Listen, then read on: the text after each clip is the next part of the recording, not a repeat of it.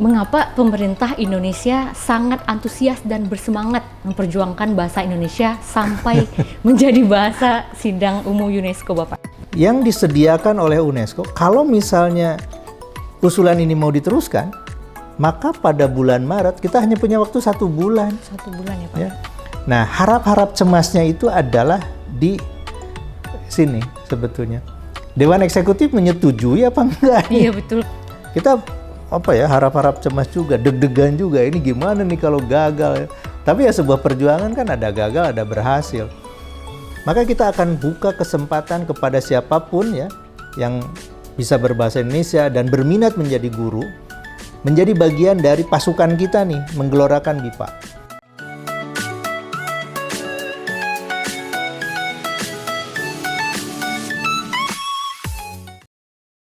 Halo Sobat Bahasa, jumpa lagi dengan saya Devi Firhana yang akan menemani Anda dalam tayangan video kali ini. Sahabat Bahasa, baru-baru ini tepatnya pada bulan November tahun 2023 lalu, bahasa Indonesia, bahasa yang menyatukan bangsa Indonesia dari ragam suku dan budaya, telah resmi menjadi bahasa di sidang umum UNESCO. Tentu hal ini menjadi kabar yang sangat membanggakan bagi kita semua. Nah, Sobat Bahasa penasaran bagaimana perjuangan pemerintah Indonesia untuk mencapai prestasi tersebut? Lalu strategi apa yang akan dilakukan ke depannya?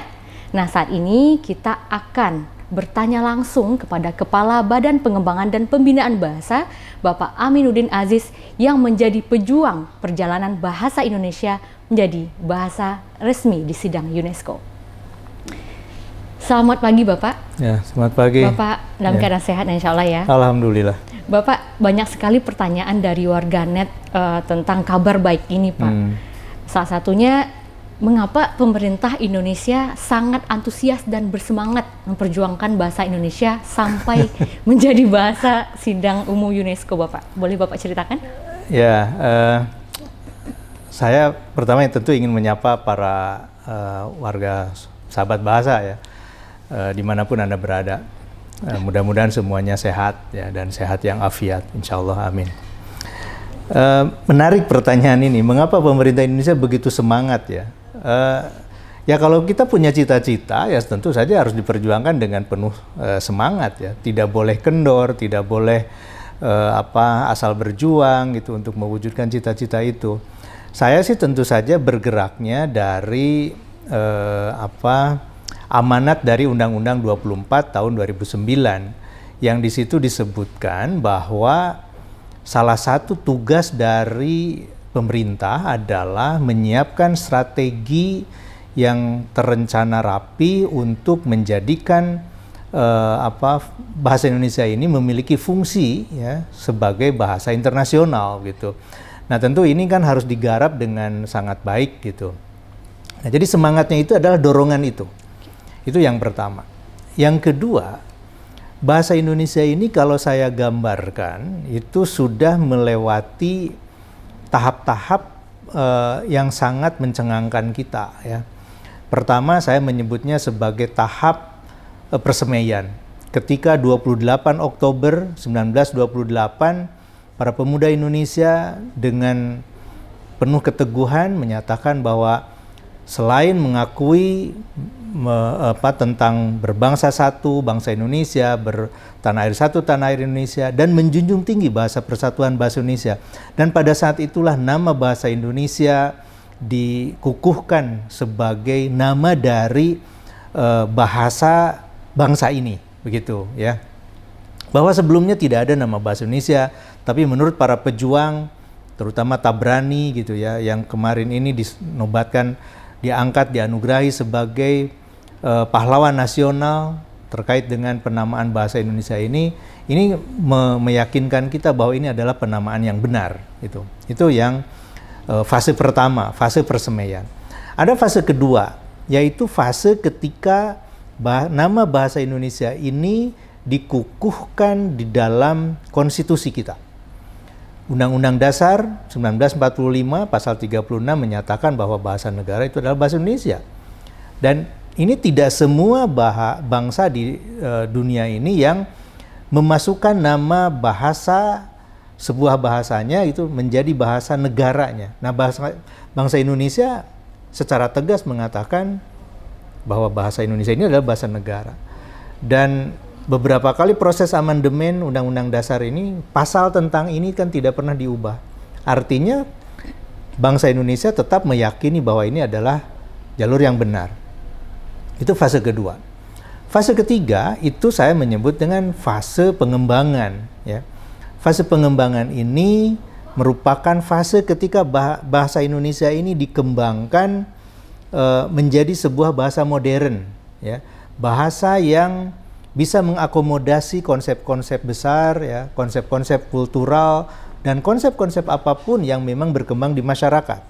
Nah, bahasa Indonesia sudah berkembang jauh melebihi bahasa aslinya, yaitu bahasa Melayu.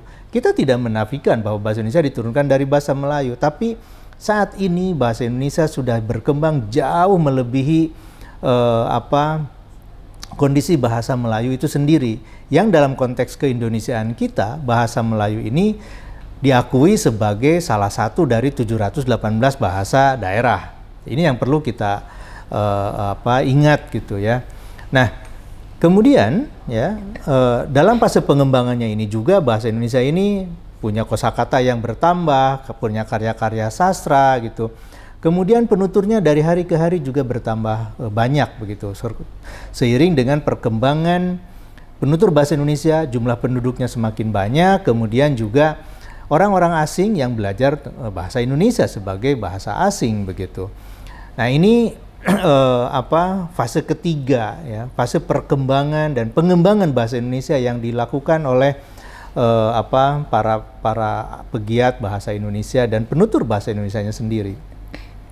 Kemudian yang fase keempat adalah fase ketika kita ingin membawa rasa kebangsaan Indonesia tadi bukan hanya berada pada tataran lokal atau nasional, tapi juga kita ingin membawanya kepada tataran global. Dan ini sudah ada di dalam pernyataan dalam Undang-Undang 24 2009 tadi gitu, yaitu meningkatkan fungsi bahasa Indonesia menjadi bahasa internasional.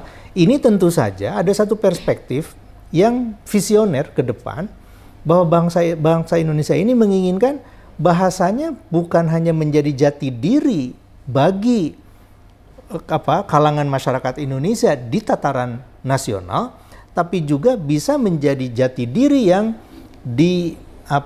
dikenali ya di masyarakat dunia gitu.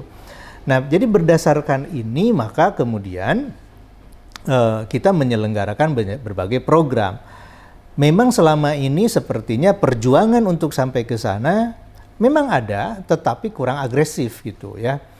Nah, pada tahun terakhir ini ya, sejak saya menjadi kepala badan, perjuangan ini dipercepat gitu. Kita buat jejaring dengan berbagai pihak, Kementerian Luar Negeri ya menjadi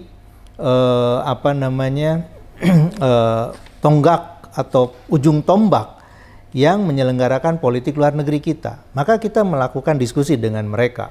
Nah, sehingga kalau misalnya mereka kemudian setuju dengan kita tentang strateginya, maka kita bisa berjalan beriringan dengan mereka gitu ya, dengan kawan-kawan yang ada di Kemenlu.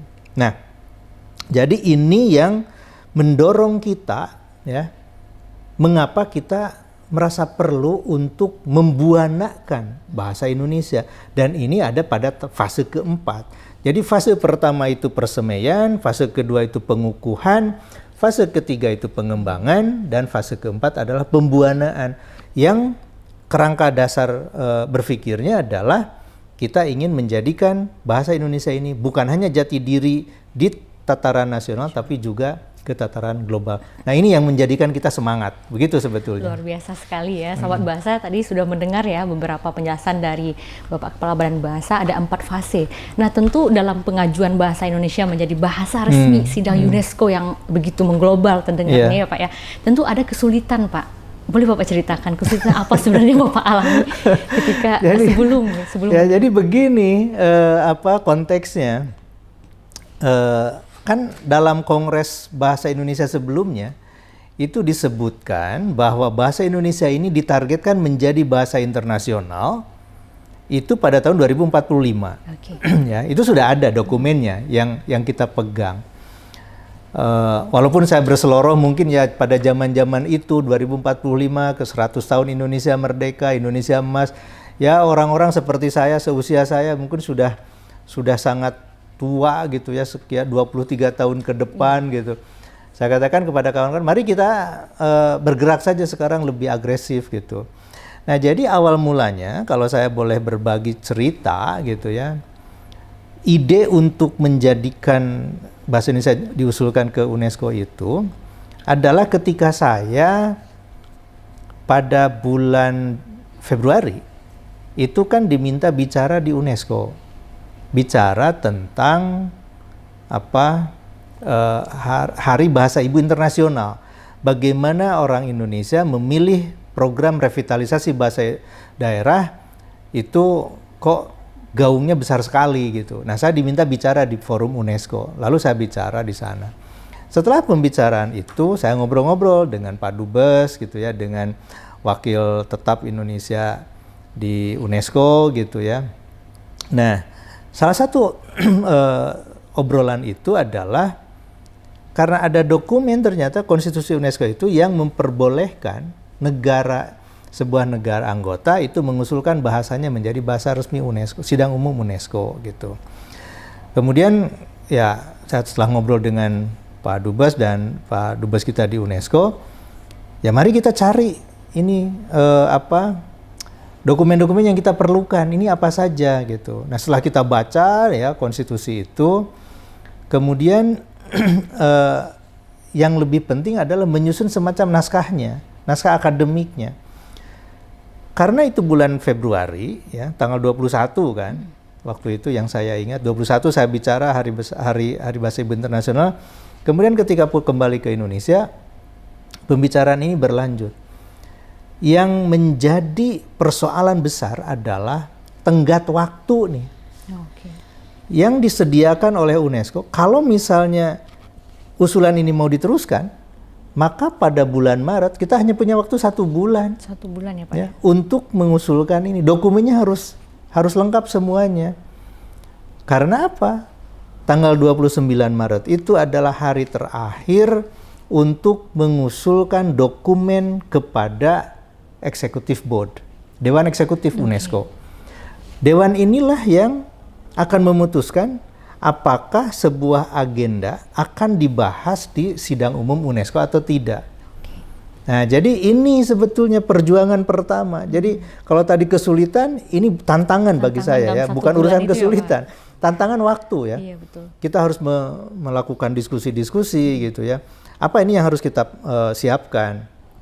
Nah, kemudian pada periode yang sangat pendek ini ya waktunya, kita rutin nih diskusi dengan kawan-kawan, apakah di internal Badan Bahasa ya, terutama di Pusat Penguatan dan Pemberdayaan ya, dengan kapusnya, dengan timnya.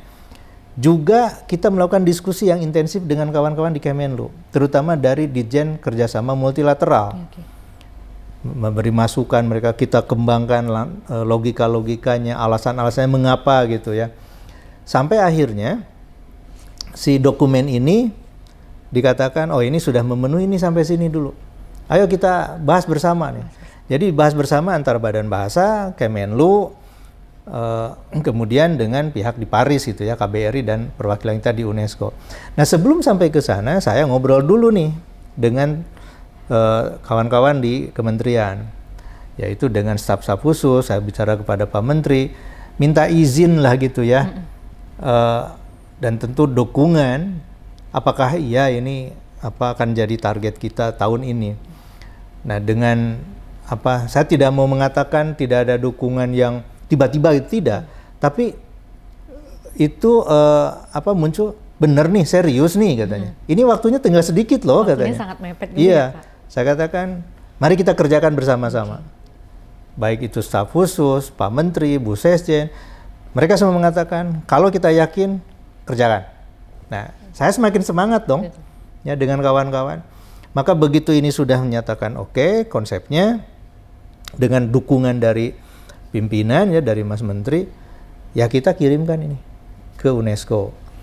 Lalu dibahas dulu di situ kawan-kawan di UNESCO. Oh ininya kita perbaiki dulu deh, yang ininya kita perbaiki, diskusi lagi.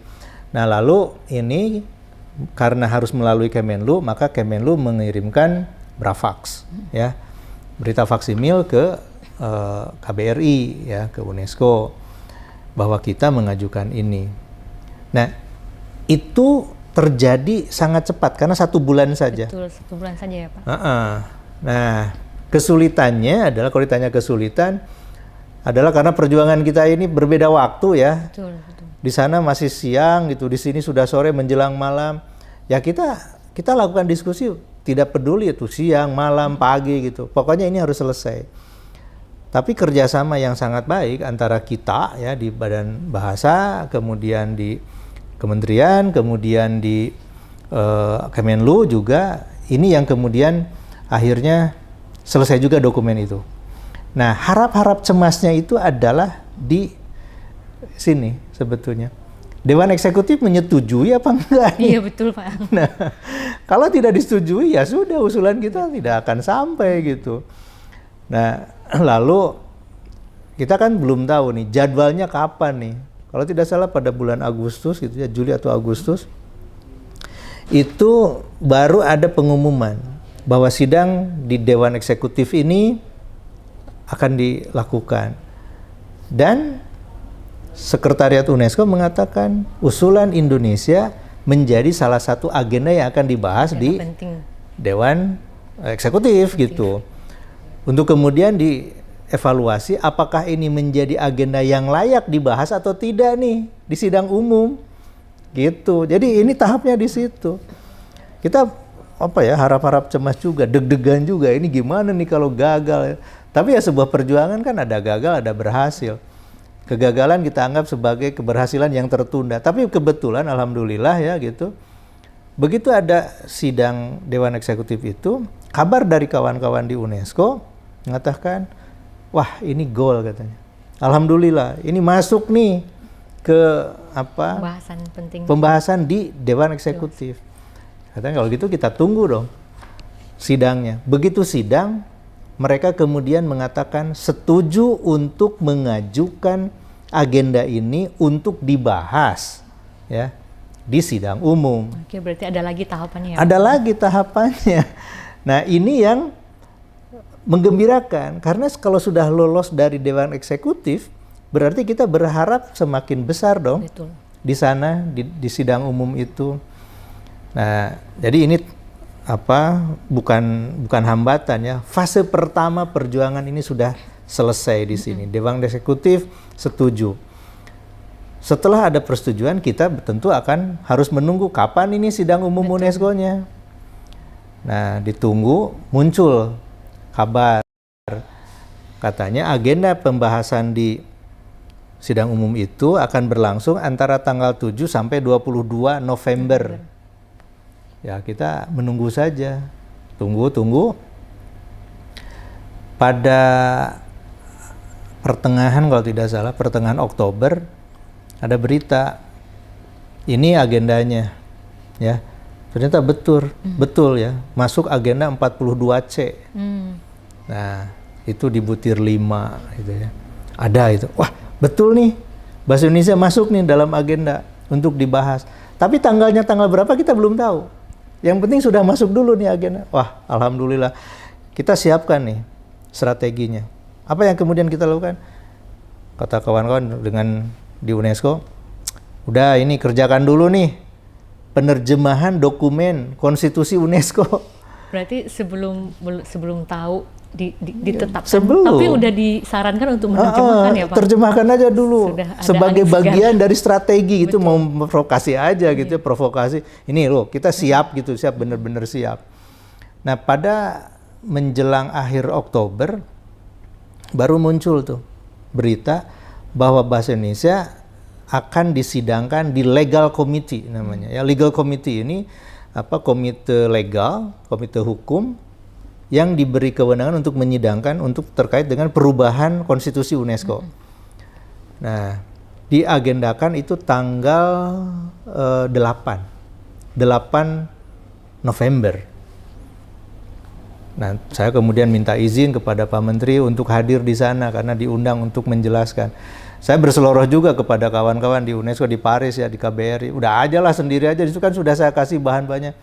Nggak mau lah katanya, ini harus kepala badannya yang tahu persis bagaimana nanti. Nah, jadi tanggal 7 saya berangkat dengan Kapus Tanda ya, dengan Pak Iwa ke sana. Karena pada saat yang sama juga rombongan Bu Sesjen itu kan ke sana dengan KNIU ya, Komite Nasional Indonesia untuk UNESCO, karena ada sidang beberapa agenda lain gitu. Nah, Bahasa Indonesia salah satunya. Indonesia kan menawarkan untuk mencalonkan untuk menjadi anggota Dewan Eksekutif, dan alhamdulillah terpilih juga ya Indonesia. Nah, tanggal 7 saya berangkat, tanggal 8 saya diminta hadir pada sidang komite legal. Ini perjuangan yang sesungguhnya di sini. Ya. 24 menit kalau tidak salah ya, saya diskusi antara diuji dan tidak ya. Saya menjelaskan seperti biasa saja mengapa Bahasa Indonesia ini perlu gitu. Kemudian setiap klausul di dalam resolusi legal committee ini dibahas ya. Dan kalau misalnya ada yang berkeberatan ya pasti bisa saja jadi gagal. Tapi alhamdulillahnya adalah selama 24 menit kami diskusi, tidak ada satupun klausul dari usulan resolusi ini yang ditolak. Berarti peserta dari negara lain menyetujui juga ya Pak ya? Iya, di forum sidang tertutup di komite legal itu ada pertanyaan, mengapa ini, mengapa itu, ya berbagai macam pertanyaan ya, tidak perlu saya ungkapkan pertanyaannya apa gitu. Tapi mereka bertanya, ingin seperti apa ke depannya gitu, bagaimana tanggung jawab negaranya, pemerintahnya gitu. Saya jelaskan semuanya ya, saya jelaskan ini gitu. Mereka mengatakan ya sudah kalau begini ya kita tidak keberatan. Kalau orientasinya ke depannya seperti itu kami tidak keberatan. Lalu presiden komite legal itu kemudian bertanya, apakah ada yang keberatan ini? Jadi masing-masing diberi kesempatan, kemudian itu kan ke forum, ke floor gitu. Apakah ada yang keberatan? Semua mengatakan tidak keberatan. Lalu diketuklah palu 3 kali, berarti ini sah, kita akan teruskan ke sidang umum. Ini kan sesungguhnya yang melegakan kita. Saya di dalam itu kan bertiga, saya, Pak Iwa, dan Pak Ismo. Bertiga, ketika mendengar itu udah langsung lega. Ini berarti perjuangan tahap yang berat ini selesai gitu. Nah, tinggal nanti di sidang umumnya. Tapi kami merasa yakin ini tidak akan voting. Ya, tidak akan ada pemungutan suara karena komite legalnya sudah menyetujui. Nah, pada saat itulah kami ya, saya dan Pak Iwa sampaikan ini kami sudah siapkan ada terjemahan konstitusinya UNESCO segala macam gitu. Nah, jadi itu sebetulnya cerita di balik keberhasilan kita semua ya, bukan hanya Badan Bahasa, tapi ini bangsa Indonesia di saat yang tepat menurut saya gitu. Dan waktunya gak jauh dari Kongres Bahasa Indonesia sendiri ya Pak? Ya, tidak jauh dari Kongres dan tidak jauh dari penetapan Muhammad Tabrani sebagai pahlawan ya yang berurusan dengan bahasa Indonesia. Gitu, tanggal 10 November kan Pak Presiden memberikan anugerah pahlawan nasional kepada Muhammad Tabrani, dan ini yang kita bersama-sama dengan pemerintah Pamekasan, kemudian pemerintah Provinsi Jawa Timur mengusulkan ini ya kepada Pak Presiden, dan alhamdulillah pada saat itu disetujui, diberikan anugerah pahlawan nasional itu, dan bahasa Indonesia disetujui menjadi bahasa sidang umum UNESCO. Jadi ini rangkaian kebahagiaan di bulan Oktober November gitu ya, gitu. Oke Sobat Bahasa, sangat menarik sekali penjelasan dari Bapak Kepala Badan Bahasa tadi. Nah, kita masih punya pertanyaan nih. Pak, selanjutnya langkah apa yang akan dilakukan Badan Bahasa Pak? Atau menurut Bapak apakah ada tantangan baru untuk lembaga ini gitu Pak? Bagaimana Bapak? Saya sih melihatnya pengakuan UNESCO menjadikan bahasa Indonesia sebagai bahasa sidang umum ini adalah pintu yang pertama dibukakan. Jadi gini, sekarang pintunya terbuka. Kita mau masuk ke, kalau dulu zaman kita mengatakan ini adalah pintu gerbang emas gitu ya. Nah, kita sekarang pintunya sudah bukakan nih. Masa kita akan berdiri di pintu saja gitu? Harus masuk dong ke sana. Betul. ya, mau dibagaimanakan seterusnya langkah berikutnya. Karena kalau sudah oke, ini statusnya sudah dinyatakan sebagai bahasa resmi. Lalu kita diam, saya menyebutnya tukcing ya. Setelah diketuk cicing gitu, diam aja gitu. Lah buat apa? Perjuangan yang sudah kita rancang gitu ya, kita lakukan dan berhasil, ya harus kita isi. Ini justru yang berat, tantangan beratnya ada di sini, ya. Mengisi dengan pekerjaan nyata. Mau diapakan ini bahasa Indonesia ini? Nah, oleh karena itu kami di Badan Bahasa, apalagi kan ini Renstra Badan Bahasa juga selesai, Renstra Kementerian juga selesai, RPJMN pemerintah juga akan selesai. Nanti akan dimulai lagi 2025 kan dengan pemerintahan baru. Ini saat yang tepat menurut saya, karena perencanaan politik bahasa kita kalau masuk juga nanti dalam RPJMN ya, rencana pembangunan jangka menengah itu, maka ini akan menjadi semakin kokoh ya. Oh, ini mau mengerjakan apa? Nah, beberapa agenda yang sudah saya siapkan ya dan sudah saya diskusikan dengan kawan-kawan itu, pertama tentu adalah memperluas jangkauan guru pembelajaran BIPA. Karena ini yang menjadi ujung tombaknya nih ya, pemasyarakatan bahasa Indonesia di luar negeri. Itu satu. Kita bisa mengoptimalkan lembaga-lembaga yang sudah ada, mitra-mitra kerja, perorangan, kelompok yang sudah ada, apakah itu di jalur pendidikan formal, jalur pendidikan yang non formal, atau di dengan cara yang lain gitu ya. Nah, kemudian yang kedua adalah membawa sastra Indonesia, baik itu berbahasa daerah, bahasa Indonesia ataupun berbahasa daerah, ke forum global. Ini bagian dari diplomasi lunak yang sering disebut-sebut oleh kawan-kawan di Kemlu ya sebagai bagian dari soft diplomacy. Ini adalah diplomasi nyata bidang bahasa.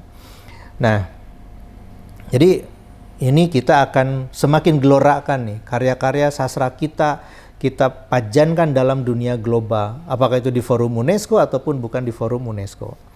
Kemudian yang ketiga ya, kita juga ingin semakin memberdayakan para alumni ini.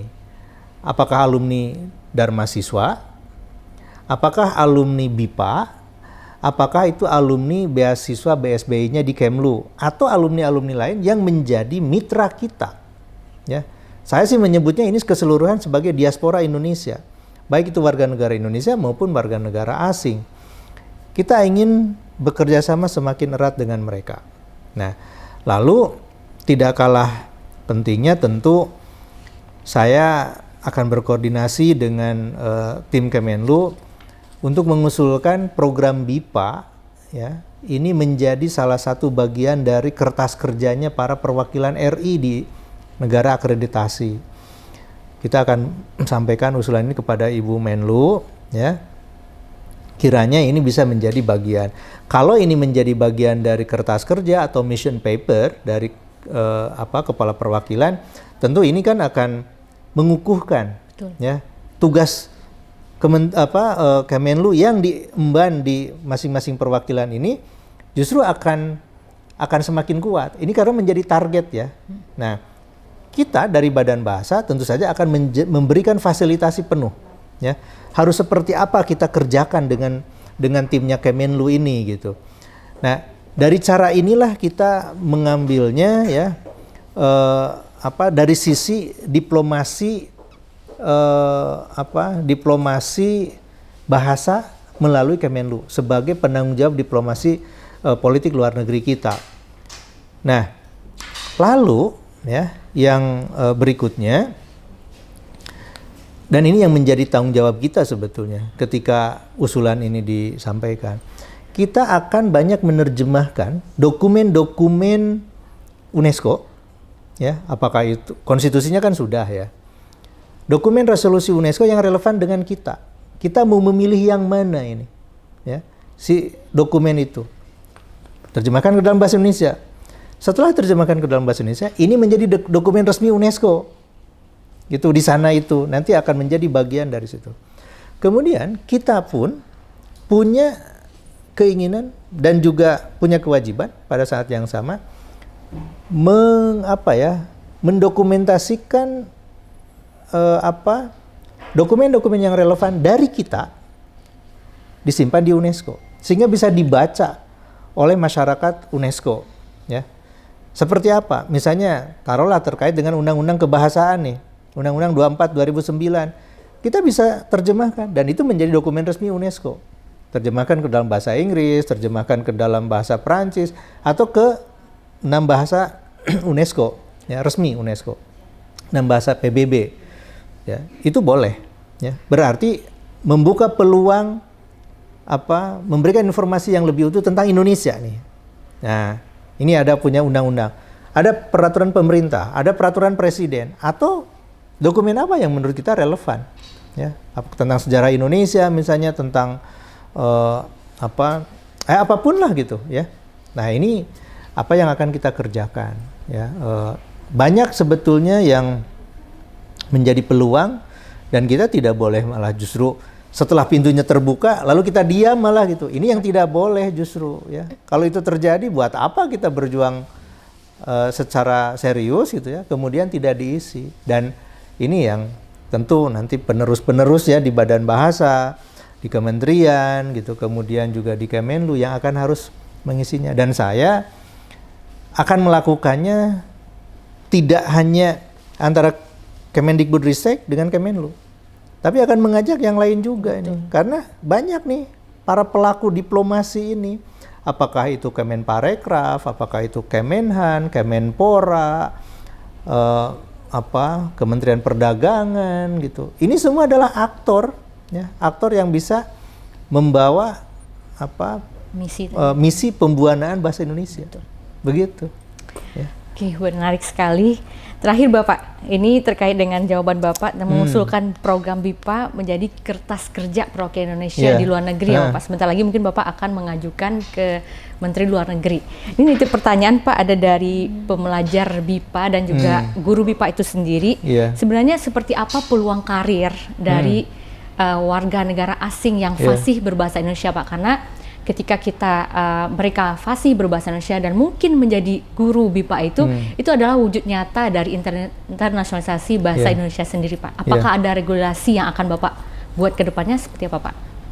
Sebetulnya ini kan bukan hal baru, ya. Kita mengundang siapapun yang jadi bagian dari mitra kita, saya sebut tadi diaspora itu, untuk menjadi guru BIPA, ya.